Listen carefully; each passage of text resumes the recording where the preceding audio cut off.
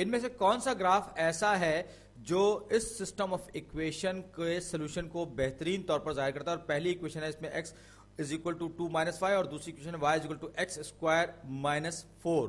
तो अब हमको ये देखना है कि पहले तो हम ये देखें कि एक स्ट्रेट लाइन है और एक पैराबोला है हमारे सामने, और ये जो है आप देख सकते हैं एक्स स्क्वायर है, एक्स का जो कोफिशिएंट है वो पॉजिटिव है -4। तो ये जो रेड जिस पे लिखा हुआ है इसमें आप देख सकते हैं कि इसका जो y इंटरसेप्ट मैं कहूँ या इसका वर्टेक्स जो है वो -4 पे है और x जो है उसका कोफिशिएंट पॉजिटिव है। तो ये अपवर्ड ओपनिंग है।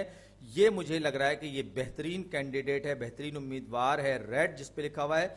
और straight line x is equal to 2 minus y, ये वो स्ट्रेट लाइन है जो इसको काटती हुई गुजर रही है इस पैराबोला को। लेकिन मैं इसे पहले स्टैंडर्ड हमारी जो स्लोप इंटरसेप्ट फॉर्म है उसमें ले आऊंगा। तो x is equal to 2 minus y, दोनों साइड्स पे मैं x जमा करूँ y जमा करूंगा तो ये y x plus x is equal to 2 हो जाएगा, y बराबर हो जाएगा नेगेटिव x प्लस 2, यानी इसका स्लोप जो है -1 है और y इंटरसेप्ट इसका -2 है और y इंटरसेप्ट इसका 2 है।